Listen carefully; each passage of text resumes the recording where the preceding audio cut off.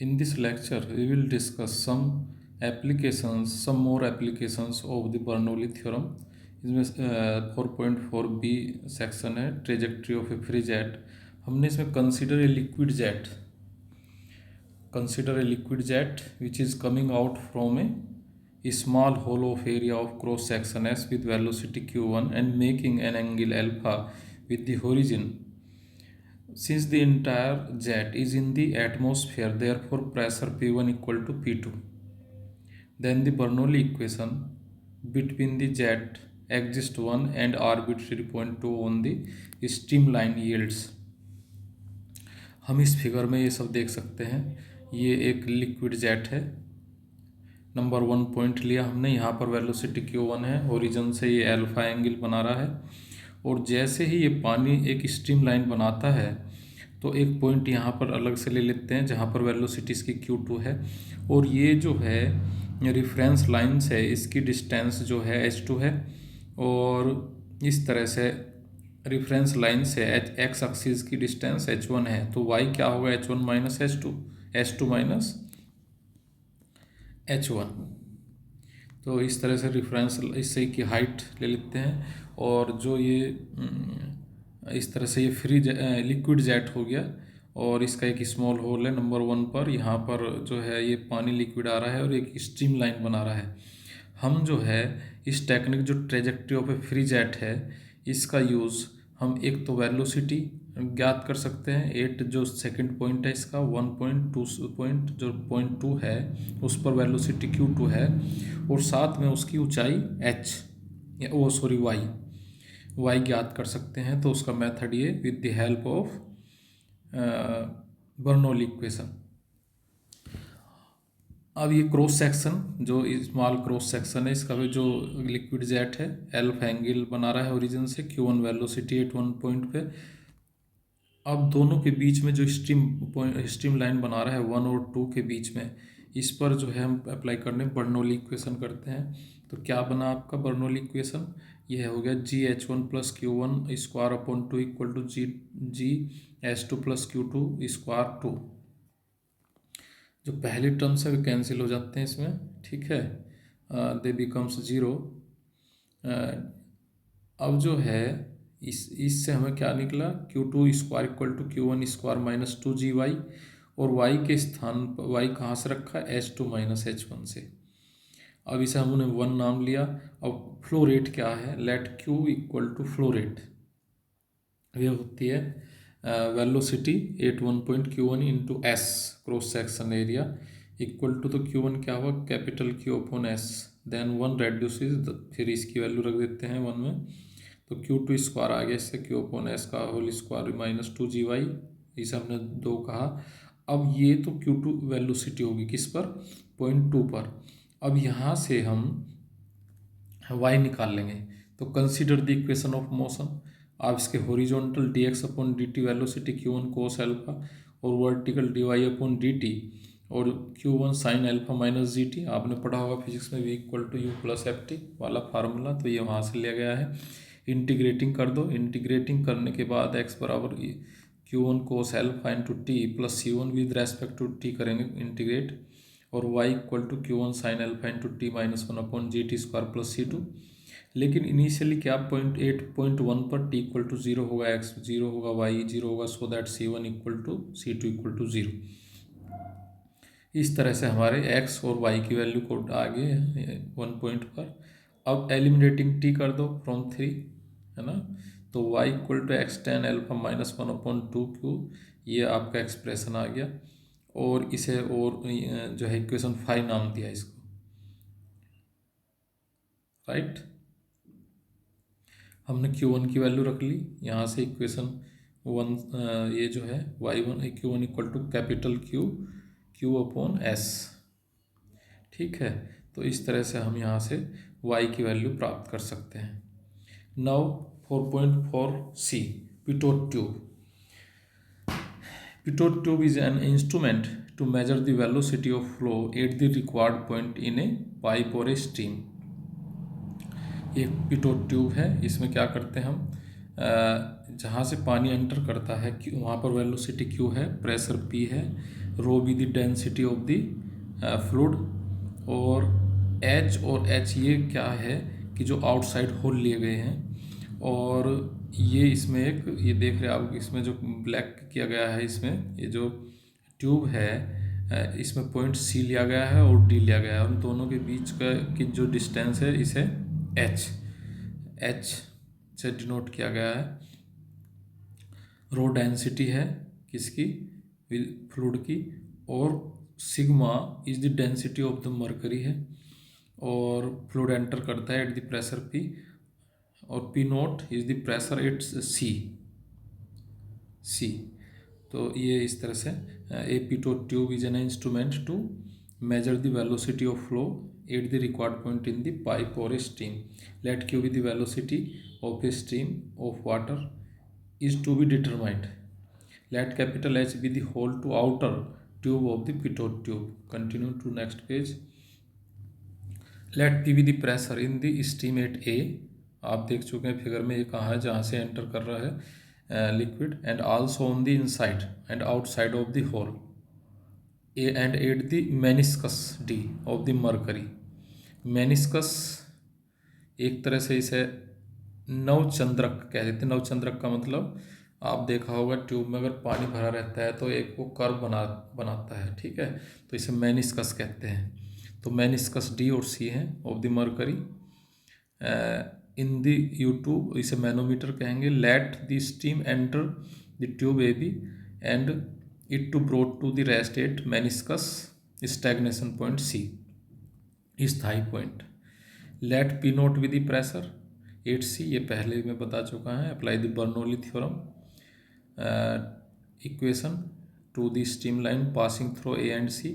तो we have 1/2Q square plus P upon rho, जहाँ से एंटर कर रहा equal to P nought C पर P नोट अपॉन रो, तो Q की वैल्यू आ गई इस पर, और let H be the difference in the level of the mercury in the U2, और सिग्मा भी द डेंसिटी। तो यहाँ पर pressure P nought minus P equal to sigma GH रख देते हैं इक्वेशन 1 में, तो ये Q वेलोसिटी आ गई। अब नेक्स्ट एप्लीकेशन है बर्नौली थ्योरम का 4.4D, वेंचुरीमीटर और ट्यूब।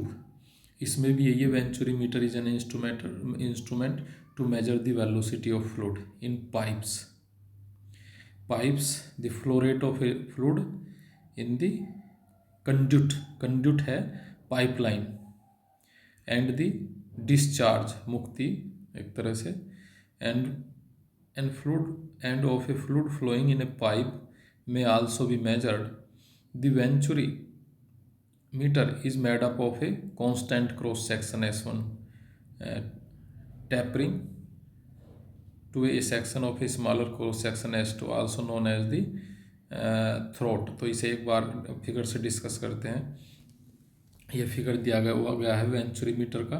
तो इसमें क्या है कि हम S1 क्रॉस सेक्शन, जो इसमें एक तरह से ग्रेड ये इंक्रीजिंग जो ट्यूब है जहाँ A पॉइंट है जिसमें इसका क्रॉस सेक्शन S1 है, जो लास्ट है उसका भी क्रॉस सेक्शन S1 है, जो ये थ्रोट बना हुआ है 8B पर इसका क्रॉस सेक्शन S2 है। तो यहाँ पर A पॉइंट पर Q1 वेलोसिटी है, और एक ट्यूब इसे टैपरिंग कर देते हैं, इसमें मरकरी भर देते हैं उसी तरह से। तो जैसे ये मैनोमीटर हो गया एक तरह से, तो यहाँ से Q2 velocity, rho be the density of the fluid, और sigma be the density of the mercury. तो हम यहाँ पर जो थ्रोट है S1 बड़ी ट्यूब है, फिर ये ग्रेजुअली डिक्रीजिंग हो रहा है, और ये एक तरह से थ्रोट बन गया, और यहाँ से इसका क्रॉस सेक्शन S2 है, फिर ग्रेजुअली इंक्रीजिंग हो रहा है, और उसका भी क्रॉस सेक्शन पहले वाले की तरह S1 है। तो वहाँ पर वेलोसिटी जहाँ P पॉइंट है Q2 है। तो इस तरह से हम अप्लाई करते हैं बर्नौली थ्योरम, या फ्लो रेट निकाल लेते हैं इक्वेशन ऑफ कंटिन्यूटी द्वारा। तो फ्लो रेट क्या हो गया, या equation let Q1 Q2 and P1 P2 be the pressure velocity and pressure at A and B respectively, then by the equation of continuity we have Q1 S1 equal to Q2 S2। ये भी equation पहले में भी discuss कर चुके हैं। This is the equation of the continuity, Q1 S1 equal to Q2 S2। तो यहाँ से Q2 निकल लिया, इसे 1 नाम दिया। Applying the Bernoulli theorem equation two the central stream line passing for A and B. तो we get P1 upon rho plus Q1 square upon 2 equal to P2 upon rho plus Q2 square upon 2. इसे हमने नाम दिया 2. अब यहाँ से eliminating Q2 with the help of 1 and we get Q1, ये 3 मिला. अब P1 माइनस P2 किसके बराबर है, सिग्मा GH के, और इस तरह से 4 मिला. और वी गेट Q1 है, ये सब वैल्यू फिर रखी 3 में, P1 माइनस P2 की, ठीक है. और let Q capital Q be the flow rate at A, then Q flow rate क्या है, रो Q1 S1. तो यहाँ से हम फिर Q1 की इसमें वैल्यू रखते हैं जो हमने प्राप्त की है क्वेश्चन 5 से. तो ये फ्लो रेट की वैल्यू आ गई. अब फ्लो रेट, अब नेक्स्ट पेज, अब ये है नेक्स्ट पेज पे 4.5 Euler's momentum. Back to 21 page. इस पर कुछ जो है ये लिखा हुआ मैंने रिमार्क में, इसमें कुछ और भी पार्ट है इसका पोर्शन, ये अपने आप देख लेना, ये समझ में तो आ ही गया होगा. अब है सेक्शन 4.5 आइलर्स मोमेंटम थ्योरम और सेक्शन 4.6 डीएलम्बर्ट्स पैराडॉक्स. तो आइलर्स मोमेंटम थ्योरम क्या है कि consider a steady motion of a non viscous liquid content between A B and C D of the filament at a given time T. ये filament की definition second chapter में बता चुके हैं. तो इसमें क्या है, consider study of motion of a non viscous liquid contained between AB and CD of the filament at a given time T. The surrounding fluid will produce a force on the wall and ends of the filament. By the Newton's second law of motion, the net force will be equal to the rate of change of momentum of the fluid in the filament ABCD at time T. अब ये filament हो गया, आप इसे देख लीजिए, यहाँ पर ये फिलामेंट है. α1 and Q1 be the velocity and alpha1 is the cross sectional area 8AB and Q1 is the velocity 8AB, और α2 cross section area of CD and Q with the velocity there. अब ये जो है Newton's law क्या है, आप ये बताइए दे, net force will be equal to the rate of change of momentum of the fluid in the filament ABCD at time T. अब जो है ये at time T plus delta T पे लेते हैं. तो let us the new position of the fluid let be A dash B dash C dash D dash. अब then the momentum of given fluid, इसमें चेंज आ जाता है. The जो फ्लूइड का मोमेंटम है वो increase by the momentum of the fluid between CD and C dash D. अपर वाला एरिया इंक्रीज होता है जबकि लोअर वाले जो है decrease between AB and A dash B dash. तो gain of momentum at CD, तो ये होगा रो α2 Q2 डेल्टा T Q2, क्योंकि ऊपर ये बढ़ता है CD C डैश D पर. और इसी तरह loss of momentum at AB rho α1 Q1 delta T Q1, ठीक है. तो Q1 Q2 velocity at AB and CD dash पे. हैंस नेट गेन ये इसमें हो जाएगा minus rho del T α2 Q2 square minus α1 Q1 square. और इसे नेट रेट गेन, यहाँ पर डेल्टा T खत्म हो जाएगा क्योंकि ये डिवाइड बाय डेल्टा T. तो net rate of gain rho α2 Q2 square minus α1 Q1 square. तो इससे ये होता है, this is the Euler's momentum theorem. This gives the resultant force due to the pressure of the surrounding liquid on the walls and the end of the filament. So this is known as the Euler's momentum theorem. Euler momentum theorem से ये है, जो इसमें liquid है जो उसके द्वारा जो फोर्स मिलता है प्रेशर के द्वारा, जो वाल्स पर या एंड ऑफ द फिलामेंट पर जो फोर्स प्रेशर के द्वारा या pressure of the surrounding liquid on the walls and and of the filament, ठीक है. तो this is known as the Euler's momentum theorem. जो प्रेशर होता है इसका लिक्विड का जो वॉल्स पे है एंड ऑफ द फिलामेंट पे है, उसके द्वारा फोर्स जनरेट होता है, उसके लिए फार्मूला है प्राप्त किया हमने, Euler मोमेंटम थ्योरम कहलाती है. अब 4.6 ये इम्पोर्टेंट है, डीएलम्बर्ट्स पैराडॉक्स. डीएलम्बर्ट पैराडॉक्स में क्या किया कि consider a long straight channel of uniform cross section in which a liquid is flowing with a uniform speed Q. ठीक है, तो इसमें मैं एक जनरली से पहले बता देता हूँ आपको कि है क्या ये फिगर देख रहे होंगे। ये एक लॉन्ग स्ट्रेट चैनल ले लिया और ये इसमें वेलोसिटी यूनिफॉर्म है, और ये जहाँ ए है यहाँ एक ऑब्स्टैकल हमने रख दिया, या किसी पानी में हम अगर कोई वस्तु भारी वस्तु गिर देते हैं तो वहीं ठहर जाती है। तो क्यों ठहरती है इसका कारण बताया है। तो ये चैनल है, तो सबसे पहले बी डैश जो है इसका क्रॉस सेक्शन एरिया अल्फा है, यहाँ पर वेलोसिटी क्यू है, P1 प्रेशर है। ऐसी सी डैश और सी जो क्रॉस सेक्शनल अल्फा है सेम है क्योंकि यूनिफॉर्म है चैनल, और क्यू वेलोसिटी है, वेलोसिटी सेम है, यूनिफॉर्म चैनल है। P2 प्रेशर है सी डैश पर, और ए एक ऑब्स्टैकल है। आप देख रहे हैं कि कुछ स्ट्रीम लाइन ऑफ फ्लूइड की जो सीधी जा रही हैं और जो ए ऑब्स्टैकल्स है वे ऊपर से होके यानी कुछ डिस्टर्ब हो जाती हैं। तो ये जो है यहाँ पर हमने एक तरह से ये डीएलम्बर्ट पैराडॉक्स जो है ये बताता है कि जो फोर्स होगा, जो ऑब्स्टैकल अप्लाई कर रहा है, ऑब्स्टैकल द्वारा अप्लाई हो रहा है, जो इसके नियरर स्ट्रीम लाइंस हैं वो जीरो है। तो इससे ये है। अब इसी तरह से हम स्टार्ट करते हैं।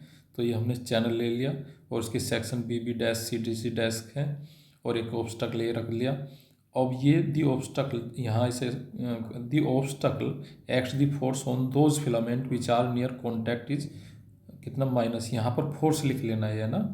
तो जो ऑब्स्टैकल द्वारा जो force by obstacle acts on those filaments when they are which are contact, तो माइनस एफ है ये फोर्स जो है, क्योंकि नेगेटिव में काम करेगा जो उसके आसपास जो है स्ट्रीम लाइंस है। No by Euler momentum theorem, जो थ्रस्ट लग रहा है इसकी दीवारों पर, तो वे क्या आयलर मोमेंटम थ्योरम बताएगी। तो क्या है, rho alpha Q square minus rho alpha Q square, ये सेम है। तो P1 P2 प्रेशर है बी डैश और सी डैश पर। तो बर्नौली थ्योरम क्या कहते हैं, P1 upon rho plus 1/2 Q square equal to C P2 upon rho plus 1/2 Q square. तो इसमें it means P1 equal to P2 है बर्नौली थ्योरम से। तो now thrust due to pressure P1 P2 कितना हो, P1 alpha minus P2 alpha. Now come to next page. तो this equation of the motion by Newton's law लगाओ। Newton's law क्या कहता है, force equal to change in momentum. तो momentum क्या हुआ, ये फोर्स हो गया P1 alpha minus P2 alpha minus F force इसमें है। और ये फोर्स कौन सा है, ये जो लिक्विड का force P1 pressure alpha due to जो चैनल है। तो P1 alpha minus P2 alpha minus F equal to ये मोमेंटम है, change in momentum by momentum theorem जो पढ़ी है आपने, Euler's momentum theorem. Rho alpha Q square minus rho alpha Q square. तो यहाँ पर F0 आ गया क्योंकि as P1 equal to P2 है, अभी हमने दिखाया पिछले उसमें। दस ए बॉडी, इसका का मतलब ये हो गया, दस a body moving with uniform velocity on an infinite liquid और अदरवाइज एट रेस्ट, इसमें रेस्ट रखा हुआ है, या जो लिक्विड के साथ यूनिफॉर्म वेलोसिटी जो लिक्विड है एन इनफाइनाइट लिक्विड में कोई बॉडी मूव कर रही है या रेस्ट में है, तो will experience no resistance at all, कोई भी रेजिस्टेंस फील नहीं करती है बिल्कुल भी। तो this is result is known as d'Alembert paradox. Thank you.